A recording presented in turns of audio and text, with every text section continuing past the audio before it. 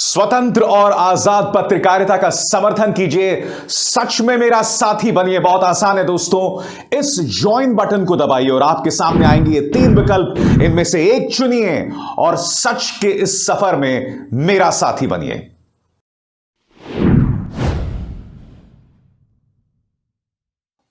नमस्कार दोस्तों, मेरे इस मंच पर मैं अभिसार शर्मा आपका स्वागत करना चाहता हूं।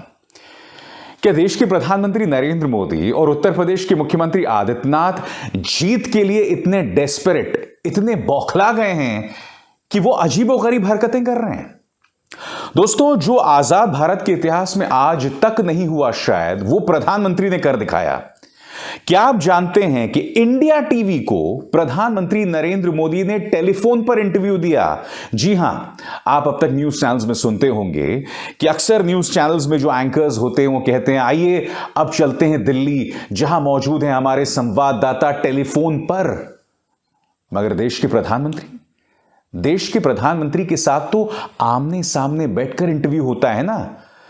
मगर मुझे ऐसा लगता है कि प्रधानमंत्री नरेंद्र मोदी प्रचार के लिए इस कदर डेस्परेट, इस कदर बौखला गए हैं कि अब वो टेलीफोन पर इंटरव्यू दे रहे हैं। साहब, आज जब मैं आपसे बात कर रहा हूं, उत्तर प्रदेश के दूसरे चरण के मतदान हो रहे हैं और सबसे शर्म की बात है दोस्तों, आपको याद होगा कि पहले चरण के मतदान से भी एक रात पहले 8 बजे प्रधानमंत्री ने 1 घंटा 10 मिनट का इंटरव्यू ANI को दिया था।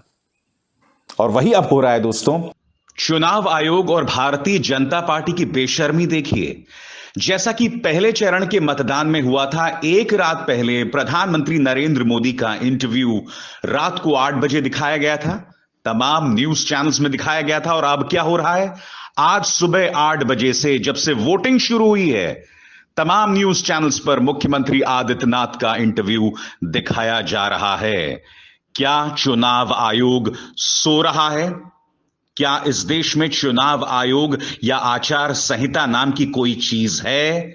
वाकई शर्मनाक है। न सिर्फ इंडिया टीवी, बल्कि आप देख सकते हैं प्रधानमंत्री नरेंद्र मोदी यहां पर इतरा रहे हैं कि मैंने दैनिक जागरण को भी इंटरव्यू दिया। कौन सा अखबार दैनिक जागरण?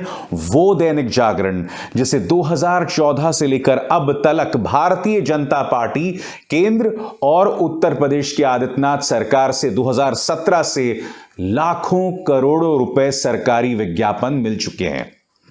प्रधानमंत्री उन्हें इंटरव्यू दे रहे हैं और सबसे अजीबोगरीब बात, इंडिया टीवी को फोन पर इंटरव्यू दे रहे हैं।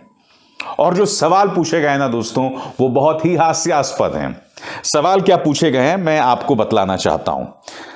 सबसे पहला जो सवाल प्रधानमंत्री से पूछा गया कि आप थकते नहीं क्या? थोड़ा बहुत हम लोग काम करते हैं और शाम होते होते बहुत ज्यादा थकान हो जाती है।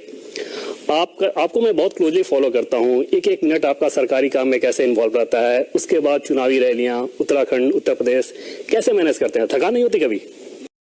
जिस प्रधानमंत्री नरेंद्र मोदी के बारे में ये किंवदंतियां हैं, ये कथाएं फैलाई गई हैं कि जब वो छोटे थे तो उन्होंने एक तालाब में कूदकर मगरमच्छ को हाथ में पकड़ ले आए थे, या जिनके बारे में कहा जाता है कि उन्होंने सरकार बनने से पहले कहा था कि भाई ये चीन को हमें लाल आंख दिखाना चाहिए।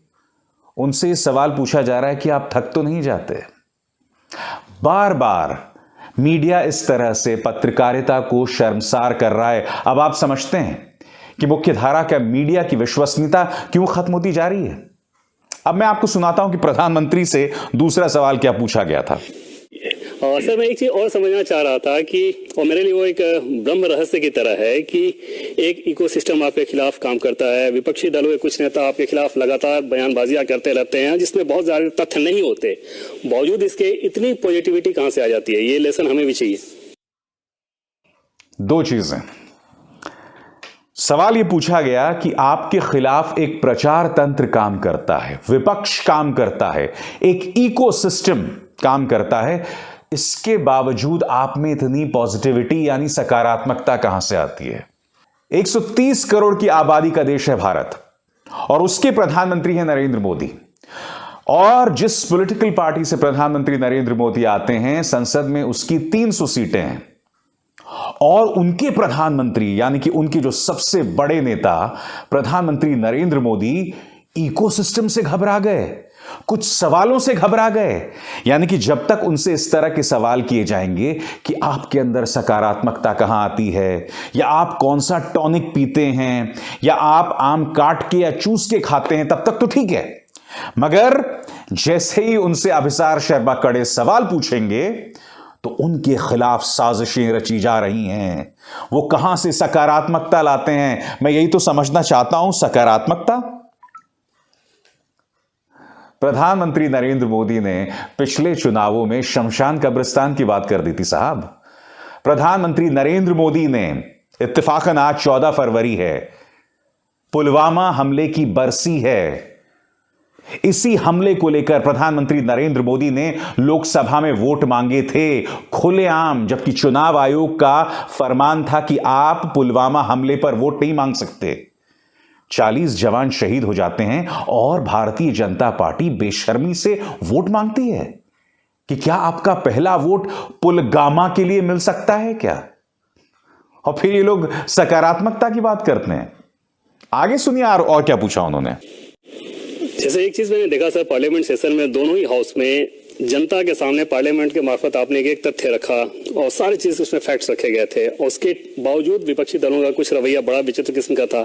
फिर भी आपके चेहरे पे तनाव नहीं, और वहां से आप पार्लियामेंट में ही अपने दफ्तर में पहुंचे और अगले सरकारी काम में जुट गए। ये कैसे होता है? चेहरे में कोई तनाव नहीं। आप और हम सब जानते हैं दोस्तों, लोकसभा में प्रधानमंत्री नरेंद्र मोदी बुरी तरह से बौखला गए थे। उनका पूरा भाषण कांग्रेस पर केंद्रित था।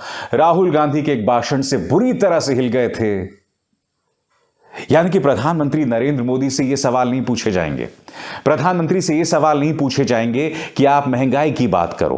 प्रधानमंत्री से यह सवाल नहीं पूछे जाएंगे कि आप बात कीजिए कि पिछले 1 साल में 700 किसान की मौत हो गई है, आपने अब तक उस पर एक शब्द नहीं कहा।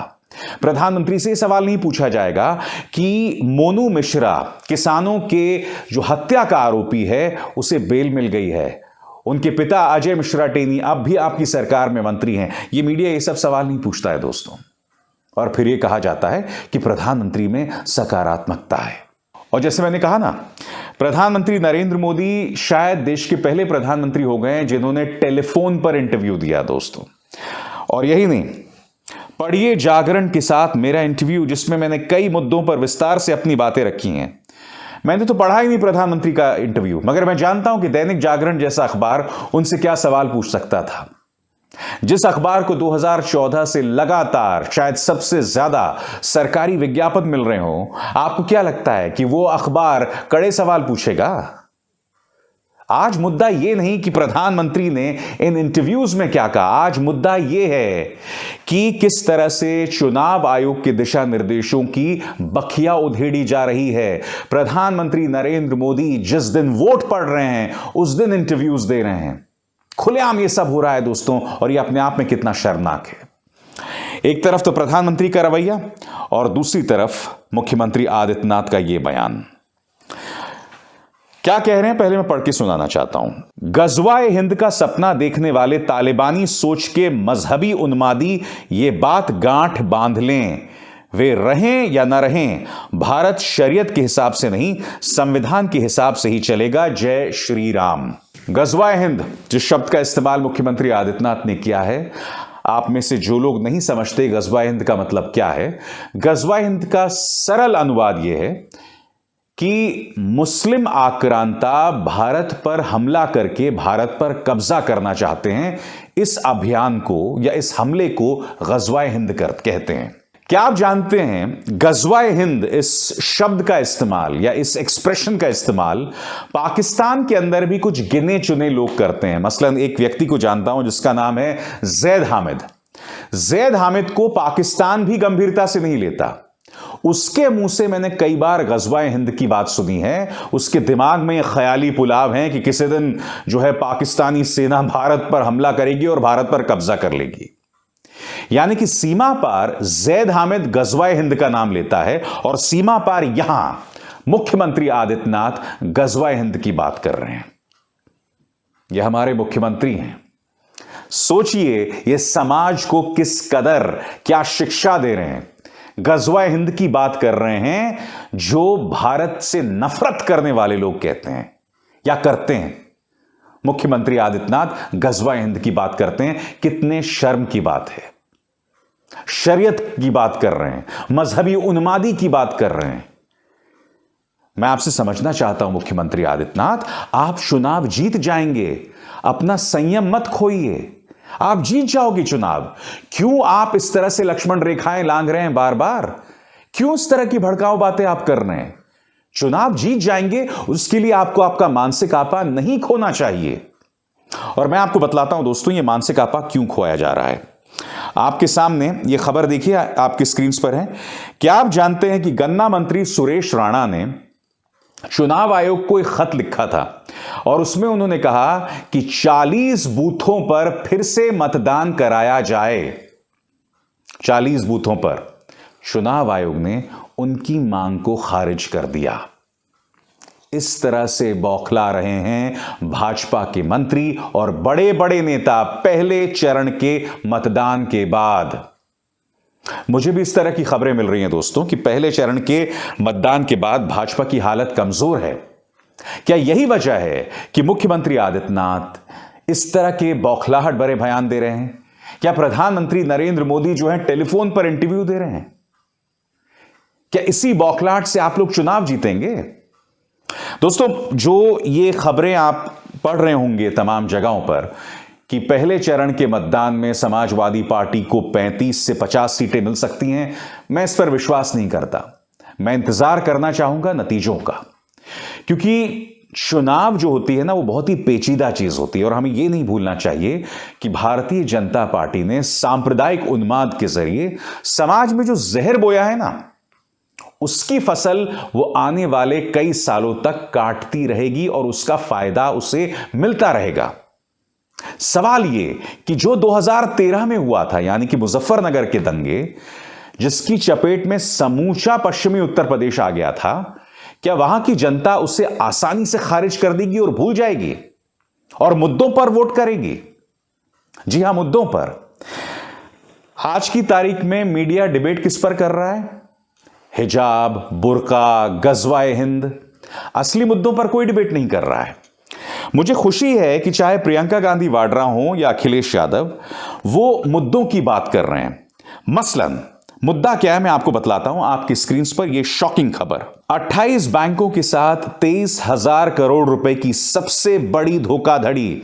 सीबीआई ने एबीजी शिपयार्ड व उसके निदेशकों पर दर्ज किया केस। 28 बैंकों के साथ 23,000 करोड़ रुपए की धोखाधड़ी और इनके ऑपरेशंस गुजरात के शहरों में फैले हुए हैं। मैं आपको बतलाना चाहता हूं किन शहरों में छापे मारे गए जिसके जरिए यह बहुत बड़ा घोटाला या घपला सीबीआई को पता चला। सूरत, भरूच, मुंबई, पुणे। और यहां पर दस्तावेज जो हैं मिले हैं किसके? एबीजी शिपयार्ड और उसके निदेशकों के, और उन पर केस दर्ज किया गया। मैं आपसे एक सीधा सवाल पूछना चाहता हूं, क्या इस मुद्दे पर किसी भी न्यूज चैनल में डिबेट हो रहा है? न्यूज चैनल्स में डिबेट किस पे हो रहा है? न्यूज चैनल्स में डिबेट हो रहा है हिजाब पर, बुरखे पर, गज़वाए हिंद पर। हमारे पैसे को ले उड़ने वाले मेहुल चोकसी, नीरव मोदी और फिर ये जो एबीजी शिपयार्ड के लोग हैं, इन पर कोई डिबेट नहीं कर रहा है। मुझे खुशी है कि अखिलेश यादव ये मुद्दे तो उठा रहे हैं, मगर मैं यही समझना चाहता हूं कि क्या जनता को इस कदर ब्रेन वॉश कर दिया गया है कि उन्हें इस मुद्दों से कोई असर नहीं पड़ता? सुनिए अखिलेश यादव क्या कह रहे हैं। जो लोग पैसा लेकर के भागते हैं वो कहां के हैं? और ये वाला भी उद्योगपति जो पैसा लेकर के भागा है, वो भी वही का निकला। बताओ, भरोसा करोगे इन पर? ये लगातार झूठ बोल रहे हैं, जनता को झांसा दे रहे हैं, और जब इन्हें वोट नहीं मिल पा रहा है तो झगड़ा लगा रहे हैं। लेकिन हमारी जनता सावधान है, और इतना सावधान है कि मन बना करके बैठे हैं कि अगर उत्तर प्रदेश में जब वोट पड़ेगा तो बाबा मुख्यमंत्री का पता नहीं लगेगा कहां पहुंच जाएंगे। और बात यही नहीं रुकती है दोस्तों, अखिलेश यादव पर लगातार भाजपा का प्रचार तंत्र यह भी हमला कर रहा है कि अगर हम सत्ता से गए तो पश्चिमी उत्तर प्रदेश का लॉ एंड ऑर्डर फिर से बिगड़ जाएगा। अखिलेश यादव यकीनन इस मुद्दे को लेकर कटघरे में है, मगर वो पलटवार भी कर रहे हैं। किस तरह से, आप खुद सुनिए। इनकी सरकार में अपराधी खुले घूम रहे कि नहीं घूम रहे? इनके सरकार में माफिया क्रिकेट खेल रहे कि नहीं खेल रहे? इसलिए साइकिल की मदद करना। मगर आज जो मैं आपके सामने कार्यक्रम कर रहा हूं ना दोस्तों, उसका मकसद बहुत साफ है।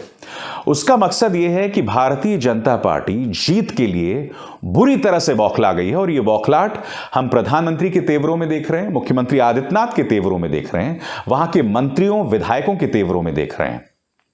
अब इस बौखलाहट में दो ही चीजें हो सकती हैं, या तो बीजेपी बुरी तरह से हारने वाली है, या फिर इस बौखलाहट में वो कई ऐसी चीजें करेगी, जैसे कि बयान आप देख रहे हैं मुख्यमंत्री आदित्यनाथ का, गजवाए हिंद की बात कर रहे हैं साहब।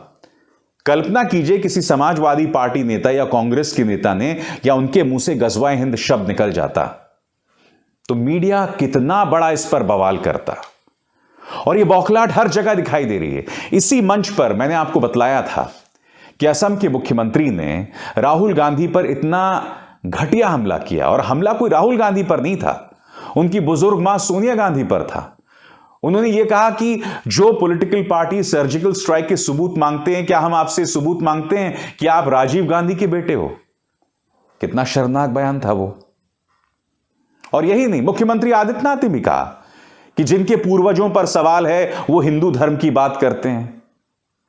मैं यही तो समझना चाहता हूं कि चुनाव को लेकर एक शालीनता होती है, और मुझे खुशी इस बात की है कि शालीनता की हदों को कम से कम अब तक ना अखिलेश यादव लांघ रहे हैं, ना राहुल गांधी लांघ रहे हैं, ना प्रियंका गांधी वाड्रा लांघ रही हैं, क्योंकि उन पर हमले की तमाम हदों को इन्होंने पार कर दिया है। मैं नीचता शब्द का इस्तेमाल करना चाहता हूं दोस्तों, मगर असंसदीय भाषा लिहाजा मैं उसका इस्तेमाल नहीं करूंगा, मगर वो तमाम हदों को पार किया गया है। ये चुनाव नहीं रह गए हैं दोस्तों, ये मानो दंगा भड़काने का एक जरिया हो गया है, जहर बोने का एक जरिया हो गया है। न जाने क्यों बीजेपी को ऐसा लगता है कि जितना ज्यादा हम जहर बोएंगे उतना फायदा हमें होगा, मगर फिर जहर बो के जो फसल आप काटेंगे वो फसल खाने में किसी के लिए भी अच्छी नहीं होगी, ना आपके लिए, ना प्रदेश की जनता के लिए। नमस्कार।